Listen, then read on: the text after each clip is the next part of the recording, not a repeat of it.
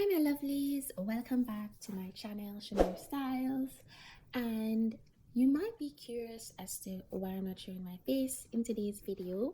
I have this inspiration from a lot of Asian videos where a lot of times when the women are doing like self-help tips and things like that in the Asian style videos, or they're talking about homemaking, they don't show their face. I don't think it's for any symbolic purpose outside of culture, but for someone who does not come from that culture, um, I I read it as a part of their culture, but I also interpret it differently. So it's like when I absorb the things that they're teaching a lot more deeply because I'm not distracted by their makeup or their outfit or their face or their, and I sort of pay attention more to what they're seeing or what they're discussing in their video or what they're showing. So I said some of the abstract things that I want to talk about and grow together on this channel, that I may change the format up and things of that nature. So let's get into the direction I want my channel to go, or some of the abstract ideas I want to talk about on my channel. So first of all, if you're going to understand my channel, you have to know that I'm a very deeply spiritual person. I do identify as a Christian. So how does this connect to style? So I could have named my channel a modesty channel, because that's what I'm promoting, but I didn't because modesty is very divisive and it splits women into who should be respected and who should not be respected, and I do not vibe with that division. As a teenager, growing up in a very conservative family setting, I was always encouraged to dress a certain way, to dress appropriately, to look well put together and all of those things. And I just sort of didn't understand what the contribution was clothes was making to my mind and what I had to offer to society. I just didn't get it, because as far as I'm concerned, whether I'm wearing polyester or silk, it doesn't really matter. Like, if I'm a mean person, I'm a mean person. If I'm a good person, I'm a good person. It flies either way, right? It doesn't matter. But one of the things I've learned, as I've delved into the Bible more and delved into other cultures more, is that I have seen where style is sort of like, jewelry or your wedding ring. So, your marriage isn't dependent on your wedding ring, like how expensive it is, how good it looks.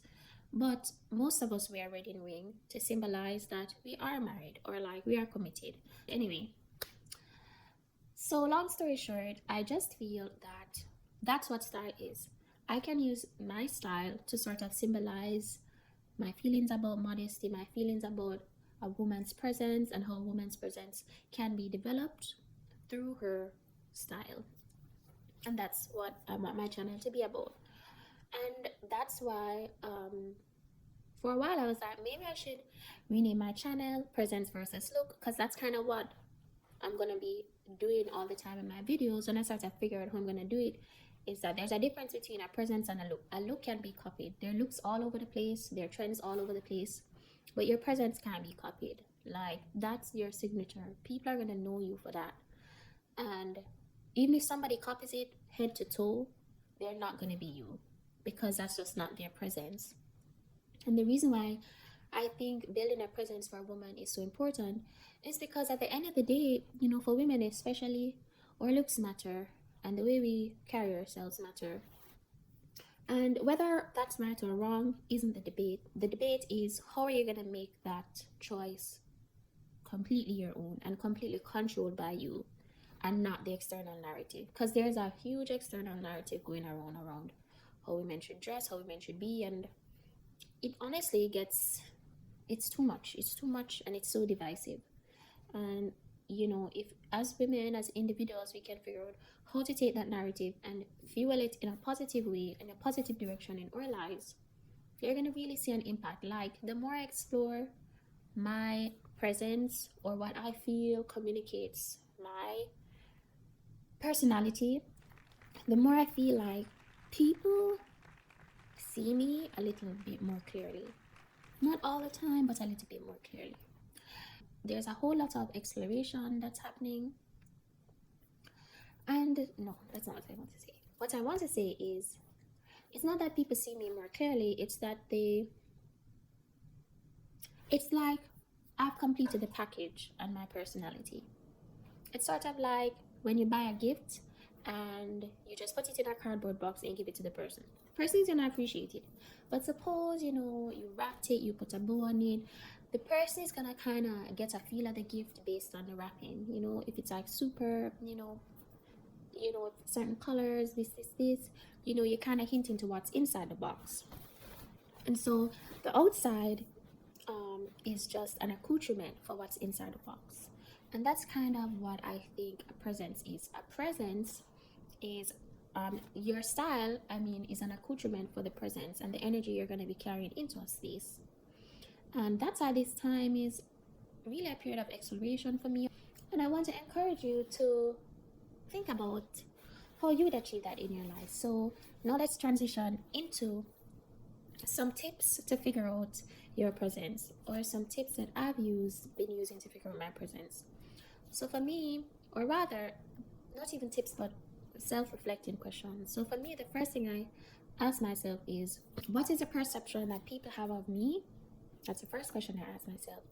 Then the second question I ask myself is, what's a perception? What parts of the perception do I agree with, and what parts do I disagree with? Right? And then I ask myself, okay, what parts of how I'm perceived would I like to include? So, like, if people perceive me as intelligent, maybe fragile, which do I want to keep and which do I want to let go of?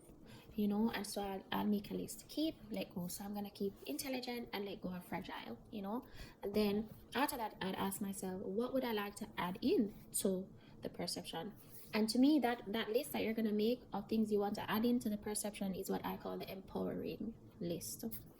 So the perception is so the first part of the list, the things you're gonna keep, the things that you're gonna try to get rid of, those things are sort of out of your control. Those things are sort of external influences, and you're picking and choosing the ones you like, the ones you dislike. Now you're gonna have another part of, okay, internal. What would I like to add into, what would I like to communicate externally that is internal to me? So, and that's what I call the empowering list. So for me, one thing I want to communicate is femininity. I am very feminine. I don't know if people perceive me as being very feminine. I don't know. The truth is that I don't know. I don't know if people perceive me as being very feminine. I think some people see it, some people don't. Because I've realized where some women are like super shocked when they realize that, I'm at heart a girly girl. Like, I am at heart a girly girl. You know what I mean? I think some girls are shocked. And other of my female friends, they're not surprised. So for me, communicating that I'm a very feminine person is really important to me, because that's not always obvious to a lot of people. So that to me would be empowering. Like, communicating my femininity would be empowering to me. Another one that I might add to the list of what I would want to add into the perception is that I am capable. I think that there's a difference between a woman being perceived as strong and capable. That's something I've learned. I think people perceive me as emotionally strong, but at the same time, they don't perceive me as competent and capable, And it's very obvious that many people are shocked when they see that I'm very, very competent and capable. And so it's always like this. It's always like these fireworks. Like, they're super happy about it, but at the same time, it's like this, like a kid tasting its favorite ice cream. They're just so, like, yay! And I'm just like, didn't you see this like 5 years ago? So that might be something else I'd add into the list, that I am capable. And one of the things I've learned is that when it comes to shaping the way you're perceived as a woman, it's all in our control, right? It's all in our control. And so, I'm thinking these are the things I'd like to add in to how people perceive me. And so the second question I ask myself, which is going to go into the styling now, I think to myself, what could I add externally to communicate these things? Since maybe it's not coming across in the way I speak, or, I don't remember to say it, or maybe, I'm very introverted, so It's also like a way of, the fact is that you are just gonna know me over time. That's just life. That's just me. I'm very introverted, I'm very private, I'm very secretive, and that's just my personality. And you're just gonna have to live with knowing me gradually over time. And I don't even know how to be any different, and I don't think it's necessary to be any different, because we all come out into the world with ways of being that might not vibe with people, but it's not wrong, it's not harming anybody. So if I want to communicate something about my personality that I know for a fact someone won't see until way down the line, I might try to say what's the easiest way to communicate that, and that's through how I dress, right? So I would like to communicate that, I'm very, very feminine. And so that might mean for me that I really accessorize with a lot of girly things. And so, like, I like to accessorize my tech things with like girly stickers and like my bag and like things like that. Or I might have certain colors in my hair. My scarves are always like pretty pastel colors. And definitely, of course, my clothes, but you can't wear certain colors all the time. So I definitely accessorize it, like the bows and the pinks and those sort of things. That's how I communicate femininity, right? Because, you know, that's just my way of doing it. So that's the other thing as well. You have to look at all the different ways you can communicate the perception you want to add in. People can communicate femininity through the way they do their makeup. Some women do very subtle, you know, really sweet, classy makeup that's so feminine, while other women do, more like, not so feminine but super sexy, sultry makeup. And that's how they put in their style that they're feminine. For me, it's through accessorizing, like with stuff that I do to my hair. Like, I prefer curls over straight hair any day, and I've been like that as long as, because I just think that curls are more feminine. I think that they're softer. I was always, when I was young, obsessed with Shirley Temple curls. I just love curls on a woman, whether it's like her natural coils. I love to see like white women with those long barrel curls. I think it's, or the old Hollywood flip curls. Oh, I just love those. It's so feminine. And at the same time, all of these are generalizations. Women with straight hair look very feminine as well. But the point is that it's about me, it's about my personal feeling, it's about my way of communicating a presence. And if it's actually working, because sometimes you pick a thing to do that you think it's going to communicate a presence and it doesn't. I remember, you know, I was going through a phase where I was really frustrated because I work in science, and you know the men weren't taking me seriously, and I was just like, listen. So I started to like wear a lot of gray and black, and it didn't really change anything, and I didn't really gravitate towards those colors as a clothing color. I don't like to wear white or black in clothing because it's very sterile, and like um honestly reminds me of funerals. I'm not even gonna throw any shade. Reminds me of funerals. White and black paired together reminds me of funerals, or like math equations on a paper, because I do a whole lot of calculus. That's all I look at. It's just like it doesn't necessarily communicate positive memories. Reminds me of funerals. And it's, whether it's a white outfit alone or a black outfit alone or a black and white outfit together, it just reminds me of funerals. So I never particularly liked wearing those. And I realized that even though I was choosing these colors to communicate strength and authority, like, it's nobody still people still weren't reading me that way. To be honest, when I'm more myself and I wear my pinks and blues to work, people are more intimidated by me. It's hilarious.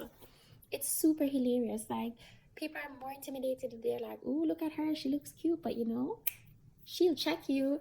It's I just think that's so ironic, and that's why it's important to always be yourself, because at the end of the day, all of us have an energy that people read up on. Let me tell you, people know when you're being fake, yo. People know like when you're trying too hard, because people aren't stupid. And I think that that's one of the things about being fake, is that people who are fake, they're discrediting everybody else's intelligence. And a lot of us aren't trying deliberately to be fake. But it's more important to develop who you are, who you know you are, rather than to try to change. There is this thing that is in our generation of like self-help and glow up and change and all of these things, and I'm just thinking to myself that really and truly a lot of us at the baseline are pretty damn decent people. Like, we're decent people, and we don't need to spend 5 hours in a self-help book to improve, or we just simply need to refine what we have. All of us are diamonds in the rough, and don't get me wrong, change needs to happen, but you have to pick and choose your battles. And a lot of times people aren't achieving success because they're battling with a change that's really not necessary. They're just following the trend that, oh, you have to journal, you have to keep a diary, you have to do this, you have to do all these things. I can't make a list to save my life. I try, I forget things a lot, but I mean, a list for me, first of all, I need a reminder to check the list. That's just how it is. So anyway, I'm off topic. So the point is that be true to yourself when you are figuring out how you're gonna add these perceptions. So if you wanna add in the femininity, for me it's always gonna be curls, some sort of curly hair. For me that's like ultimate feminine goals, curls. It's ultimate feminine goals, blue, pink, pastel shades. That's for me. To communicate capable, I really and truly like, pants. I like pants. I don't really like skirts, even though I wear skirts because they're a little bit more comfortable. But I really think that, pants communicates capability more, and high neck collars for me communicates capability, boss. And that's just that. And the point is that that's just my perception, right? But because that's the thing, like when you act on a perception you truly believe in, that belief communicates. In Jamaica, we say believe, kill, and cure. You know what I mean? So if you're doing something you really don't believe in, but you're doing it because, oh, Tom and Sue said to do it, you're still not going to communicate what you want to because you don't really believe in it. You're just copying it because Tom and Sue said to do it. But me, when I'm in my pants and I'm in my high neck, I feel really capable, you know? Um, yeah, and it's different. Like, I feel more capable in, straight leg pants or barefoot pants versus skinny pants. And there's a very funny story for that because when I met my husband, I didn't used to wear skinny pants. I only wore barefoot pants. And he told me he found women more attractive in skinny pants. So I started to wear skinny pants to look pretty for him. And so now in my head, whenever I put in a skinny pants, I'm like, oh, I'm dressing up. I want to look cute. I want to this. And so it's kind of really ironic and funny, and it really isn't that deep, but at the end of the day our brains make these associations with things out of experience, and I wear skinny pants to work and I dress them up and stuff like that. But because that was like my first experience with wearing skinny jeans, it kind of sticks. They say first impressions last, so it kind of stuck, even though it's just so silly because skinny jeans are very professional looking and stuff like that. It just stuck with me that my husband always said, oh, skinny is cute and sexy. So for me, when I'm going to work, even if I'm wearing a skinny jean, I wear a very long thing with it because for me it just looks more professional with something a bit longer. And you'll see some of how I'm gonna do a video on how I like to style skinny jeans. And so the point is that that is what a presence is about. A presence is built up on things you're going to do because you deeply believe in it, versus a look is what you copy. At the end of the day, the point of my channel is to help you figure out what makes you you and makes you feel comfortable and happy. So what I'm basically saying is that for me, everything is psychology, right? Because and that's coming from my childhood and the way I was raised. Psychology is key. So everything I do for a psychological benefit to make sure it's positive and not negative. And at the end of the day, I do really have a problem with the fact that when it comes to clothes, I do really think, and comment down below if you agree, I do really think society pushes a very negative psychology behind clothes and style. And when I say negative, I don't mean bad. I mean negative where it's either stressful or it's either uncomfortable or you're doing it to please someone else. All of those things are negative because they're not self-serving. And remember, self-serving is not selfish. If there's some things that are people serving, God serving, and self-serving, right? And we need a mix of that in our life to be decent, good people. You can't prioritize anyone over the other. They all function like the Trinity to make you a decent human being. But the clothing culture and the fashion culture is very negative, that it pushes these sorts of, so in some religious cultures, it pushes, oh, your clothes have to be God serving. There's no space for a woman's identity, sense of self to come through. In other cultures, like the modeling industry, it just pushes people serving. You're a woman, you have to look sexy for a man in the magazine, you have to look sexy for, this person, that person, that person. It's very people serving. And then in the self-help culture, personal style is all about self-serving. Oh, it's all about you and how you feel when you look at yourself in the mirror. That's also negative. I believe anything that's imbalanced is negative. That's my personal belief. Yin yang.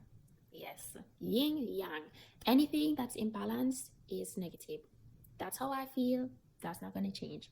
So everything I do, I try to make sure that psychologically very balanced, because I think it's healthy. Because what it does is that if you come upon somebody who's imbalanced, it blocks you, right? Because you're immediately able to pull out from what they're saying and say, okay, you have a very negative psychology here.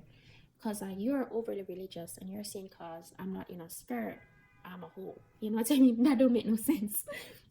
Or like I'm able to pull out from somebody who's saying like, oh, because I don't wear any makeup, I don't care about like looking attractive and beautiful, and like, no. Or like somebody else who's saying, oh, dress for yourself, doesn't matter, who cares, like, no. So I think that when you're balanced, it protects you from being manipulated, and it protects you from going into imbalance, and imbalance is unhealthy. And one of the things that's happening in society, unfortunately, is that masculine energy, and this is like another thing which is why incorporating femininity into my style is so important to me, is that masculine energy, not gender, not sex, nothing to do with body parts, but masculine energy and things that have been labeled as masculine have completely consumed popular culture. And what's happened completely by accident is that both women and men are absorbing huge amounts of masculine energy, and they're imbalanced, yin and yang. Yin and yang. I'm very clear here, I never read any Asian philosophy. I'm just using the yin yang thing because I know that that's what that's associated with. But separate and aside from that terminology, which I might be using incorrectly, the point is that we are supposed to have a balanced world. The circles are supposed to be like this: masculine energy, feminine energy, right? And everybody is supposed to be moving. Both all human beings, men and women, need to have a balanced amount of both energies, right? But what's happening is that people are like, oh, feminine energy is bad, shrink it. Masculine energy is good, explode. And then this is what you have, which is imbalanced, right? So more human beings, that is men and women, are absorbing and using masculine energy, and they're imbalanced. That's just the bottom line. You're imbalanced, because that's it.